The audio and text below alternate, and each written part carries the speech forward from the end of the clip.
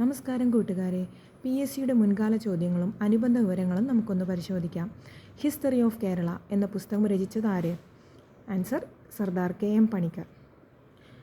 മറ്റ് ഓപ്ഷനുകളും കൂടെ നോക്കാം. കേരളവർമ്മ പഴശ്ശിരാജ എന്ന സിനിമ ഇറങ്ങിയത് 2009 അതിൻ്റെ കഥ, തിരക്കഥ എന്നിവ എഴുതിയതാരാണ്?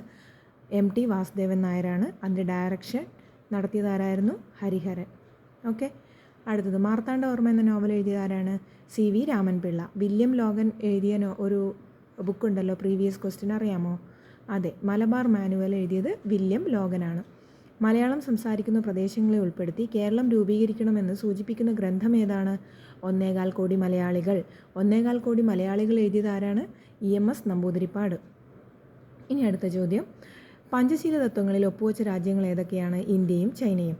ഇന്ത്യയും ചൈനയും തമ്മിൽ വേർതിരിക്കുന്ന അതിർത്തി രേഖ ഏതാണ്? അതെ, മക്മോഹൻ രേഖ. ഇന്ത്യയും പാകിസ്ഥാനും തമ്മിലാണെങ്കിലോ ഡ്യൂറൻ രേഖ. ഇന്ത്യ ശ്രീലങ്ക, പാക് കടലിടുക്ക്.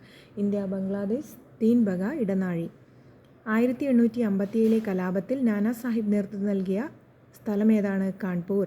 കാൺപൂരിലാരാണ്? നാനാ സാഹിബ്. ഝാൻസിയിൽ റാണി ലക്ഷ്മിഭായ്. ലക്നൌവിലാണെങ്കിലോ ബീഗം ഹസ്രത്ത് മഹൽ. ഡൽഹിയിൽ ജനറൽ ഭഗത് ഖാനും ബഹദൂർ ഷാ രണ്ടാമനും. ഇനി 1775 രണ്ടാം കോണ്ടിനെൻ്റൽ കോൺഗ്രസ് നടന്നത് എവിടെയാണ്? ഫിലോഡൽഫിയ. ഒന്നാം കോണ്ടിനെൻ്റൽ കോൺഗ്രസ് 1774 നടന്നതും ഫിലോഡൽഫിയയിൽ തന്നെയാണ്. അടുത്തത് ന്യൂയോർക്ക് എന്തിൻ്റെ ആസ്ഥാനമാണ്? ന്യൂയോർക്ക് ഏതിൻ്റെ ആസ്ഥാനമാണ്? യുനിസെഫിൻ്റെ ആസ്ഥാനമാണ്. അതുപോലെ വാഷിങ്ടൺ എന്ന് പറയുന്നത് IMFൻ്റെ, അതായത് അന്താരാഷ്ട്ര നാണയനിധിയുടെ ഹെഡ് ക്വാർട്ടേഴ്സ് എവിടെയാണെന്ന് ചോദിച്ചാൽ വാഷിങ്ടൺ ആണ്. ഇനി ഐക്യരാഷ്ട്രസഭയുടെ ഇപ്പോഴത്തെ സെക്രട്ടറി ജനറൽ ആരാണ്? Antonio Guterres. അദ്ദേഹം പോർച്ചുഗൽ സ്വദേശിയാണ്. ബാൻ കി മൂൺ ആരാണ്? ബാൻ കി മൂൺ 2007 മുതൽ 2016 വരെയായിരുന്നു സെക്രട്ടറി ജനറൽ ആയിരുന്നത്. അതുപോലെ കോഫി അന്നൻ എന്ന് പറയുന്നത് 1997 മുതൽ 2006 വരെ. ട്രിഗ്വേലി ആയിരുന്നു ആദ്യത്തെ സെക്രട്ടറി ജനറൽ. ഓക്കെ. അടുത്തത്, താഴെ തന്നിരിക്കുന്ന വാദങ്ങളിൽ പ്രാദേശിക വാതകത്തിന് ഉദാഹരണമല്ലാത്തതാണ് ചക്രവാതം. ഓപ്ഷൻസ് നമുക്ക് നോക്കാം. ചിനൂക്ക് എന്താണ്?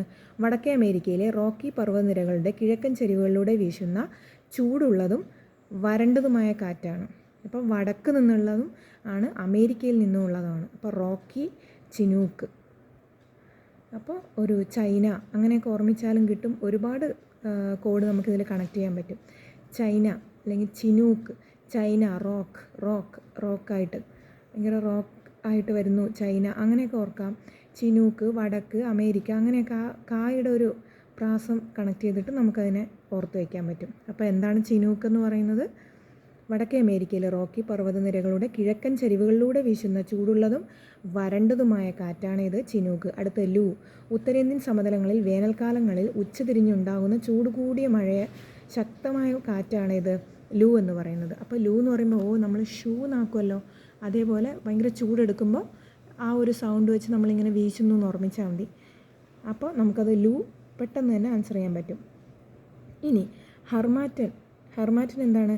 സഹാറ മരുഭൂമിയിലെ പശ്ചിമാഫ്രിക്കയ്ക്ക് മുകളിലൂടെ ഗിനിയ ഉൾക്കടലിലേക്ക് വീശുന്ന വരണ്ടതും പൊടി നിറഞ്ഞതുമായ വടക്ക് കിഴക്കൻ വ്യാപാരക്കാറ്റാണിത് ഹർമാറ്റൻ എന്ന് പറയുന്നത്. ഇനി അടുത്തത്, ആഗ്നേയശിലയുമായി ബന്ധമില്ലാത്ത സവിശേഷതയാണ്. അത് നമുക്ക് നോക്കേണ്ട. നമുക്ക് ആഗ്നേയശിലയുമായി ബന്ധമുള്ള ക്വസ്റ്റ്യൻസ് നോക്കാം. ഓപ്ഷൻസ് നോക്കാം. ഈ ശിലയെ പ്രാഥമിക ശിലയെന്നും ഈ ശിലയ്ക്ക് ഒരു ഉദാഹരണമാണ് ബസാൾട്ട്.